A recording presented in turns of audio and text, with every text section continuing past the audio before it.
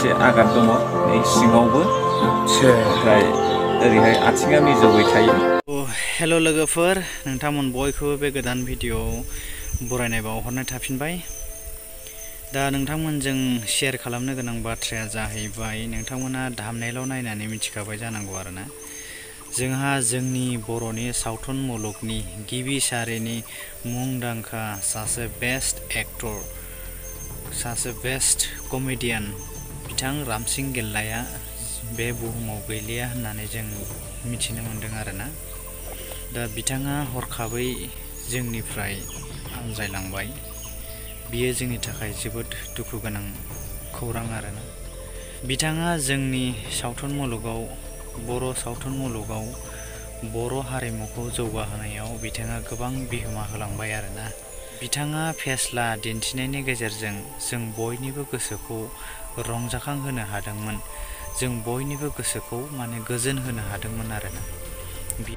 दा बिथाङा हरखाबै माब्रै रुंसारि जाखो होनोब्ला, खोनानाय बायदिब्ला बिथाङा सिगाङावबो गोब्राब लोमजानाय बेरामजों भुगिनानै थाखांखाबाय आरोना। माखासे सम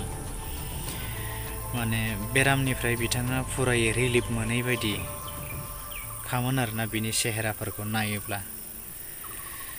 आरो बिनि उनावहाय थांनाय बावखुंग्रि फेस्टिभेलाव बयबो ज' थाङो नालाय, बिथाङाबो बे बावखुंग्रि फेस्टिभेलाव थांदोंमोन।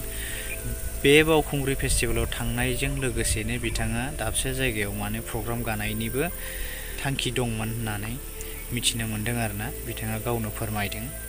मोनसे फिसा भिडिअ क्लिप्स आं नोंथांमोननो खिन्थागोन, नोंथांमोना नायबानो जाबाय।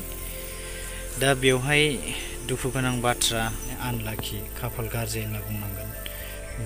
हरखाब जाब्रबथाय मोनसे एक्सिडेन्टनि गेजेरजों बिथाङा गोब्राब जोखोम जानो गोनां जाबाय। माखासे सम हस्पिटालाव थानो गोनां जाबाय आरोना। बेवहायबो बिथांनि देहाया बांसिन आरोबाव नोरजिया जासिनबावदों। साननैसो सिगां जोंनि बे सनितपुर लावदांगि होननाय जायगायाव बिथांमोना फिल्म शुटिं खालामफैबाय थादोंमोन आरोना। सनितपुरनि जारिमिन होननाय मोनसे फिल्मखौ शुटिं खालामफैबाय थादोंमोन आरोना। दा बेवहायबो बिथांखौ गोबां नोरजिया नुयो आरो नायनानै मानसिखौ। देहाफोरा दुरबलानो खामोन बायदि नुनो मोनो आरोना बिथांखौ। माबा मोनसे बेरामाव भुगिनानै थानाय बायदि नुयो आरोना। नोंथांमोननो फिसा भिडिअ क्लिप्स देखायगोन, नोंथांमोना नायबानो जाबाय। नाथाय लेटेस्ट मा जाखो, हरखाबै मानो रुंसारि जाखो, बेखौ दासिम मोजाङै मिथिनाय जायाखै आरोना।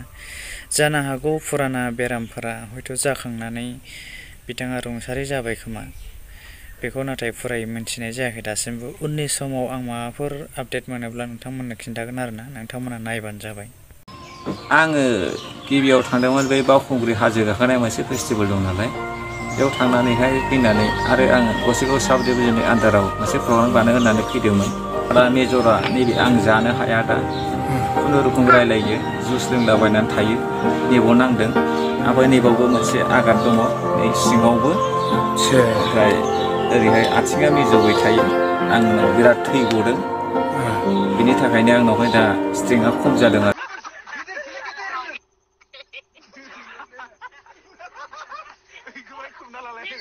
गाइस, एसेनोसै भिडिअआ।